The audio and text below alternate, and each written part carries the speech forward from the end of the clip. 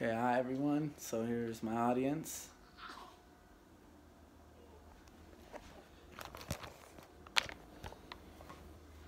Hi, so my name is Sergio Garcia. I'm just using my phone to have a few notes on here, so help me stay on track. So today I just want to give you guys a little bit of information on the college athlete. So I know most people don't know what the average athlete goes through, and hopefully by the end of this you guys will have a better idea of what their everyday life is. So hopefully by the end of this you'll know, or you'll hopefully change your perception or have a formed an opinion really on whether college athletes should be paid or not. So I just want to start off by stating a little bit of misconceptions. So I know a lot of you guys think of athletes as they do what they want, or they get babied, or they really just can walk around and get treated like they're a star. But that's actually really not true. That happens at a lot of major universities, but it's really not very common. So actually, I want to start by giving you guys some information on the NCAA. So they're actually a billion-dollar organization. So how is it that a company or an organization that generates this amount of revenue does not pay the people that they make money from, which is their college athletes? So they have a few ways that they compensate these athletes for their efforts and hard work, and that's by scholarships. So a lot of people really think that athletes get these $40,000 to $50,000 to $60,000 scholarships, and everyone on the team has one, but that's not really the case. So it's either a full ride at these D1 or D2 schools, or no ride at all, which means a full ride scholarship or no scholarship at all. So, and actually, from doing research and stuff, I actually found that only 2% of all high school athletes actually receive some form of scholarship. So that's obviously not very high. And actually, as well, a few statistics, only 150,000 athletes have a scholarship at these schools. And that's quite a low percentage. So other ways that the NCAA keeps you from being compensated, so they actually don't let you appear in ads or sign merchandise, obviously to benefit yourself or to be compensated for that. So that's one thing that they don't allow. So aside from that, the NCAA is a huge organization that makes a ton of money off of these athletes, and they're completely being abused in that aspect. Now moving on to universities. So there's a ton of universities across the United States. Universities can range from as big as 100,000 students, such as schools like University of Alabama, University of North Carolina, Duke, University of Arizona, big schools like that.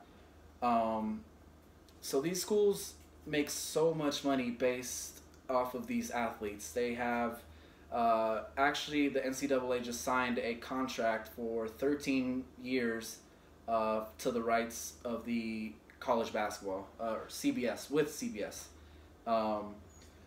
So how is it in a contract extension? Sorry.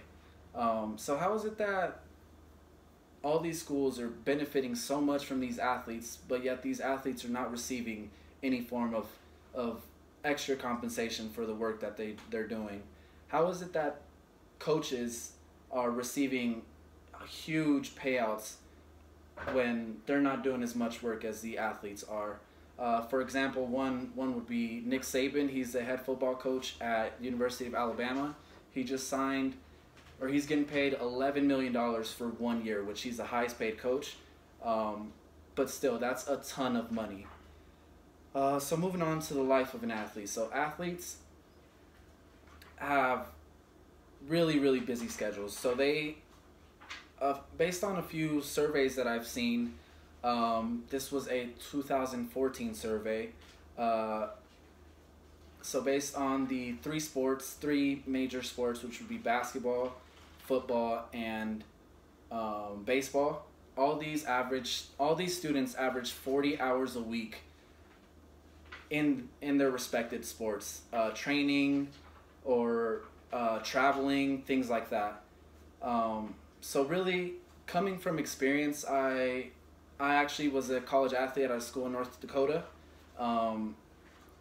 I would wake up at 5:30 in the morning, and we would have conditioning early in the morning as a team before class. I would go to class after that from 8 to about 3. And then in some cases you would have practice, an individual workout with a few coaches by yourself in between those, or immediately after, and then you would have a team practice later on in the evening, which would be a 2-hour practice, anywhere from 6 to 10. So that's extremely difficult. Where do they find the time not only to train, but to stay on top of their schoolwork, so that way, and keep in mind, half of these athletes don't have scholarships. So aside from that, I actually have a quote from a former collegiate athlete. He was a Division I player at UConn, which is the University of Connecticut. His name is Shabazz Napier. So he stated, "We do have hungry nights that we don't have enough money to get food in. Sometimes money is needed. I don't think you should stretch it out in hundreds of thousands of dollars for playing, because a lot of times you don't know how to handle that amount of money. Most of the time, there's hungry nights where I'm not able to eat, but I'm still expected to play up to my capabilities." So based on that, he was a highly, how should I put this? He was highly recruited in the NBA as a point guard in basketball. One of the top prospects in college basketball, and he is hungry? How does that work? A lot of people, like I said already, think these people eat steaks every single night, but that's not true. Obviously, we have proof that that is not the case. I'm not trying to say that these athletes should be getting paid what professional athletes are getting paid, so millions of dollars. They shouldn't even get paid hundreds of thousands or 50,000. I'm just saying something reasonable enough to compensate them a little bit extra for the hard work that they're actually doing. So that would mean like maybe any couple $100s a week, 300-400 maybe at most, but a little bit extra incentive in order to help them out a little bit. And I'm not speaking solely on like they get away with a lot of things, which in some cases they do, but we're solely speaking on their work ethic and how they should be compensated for that. So yeah, hopefully you guys have changed your perspective a little bit based on the information I gave you, and hopefully now you've been able to form your own opinion on that. So thanks for listening, guys. This is my audience.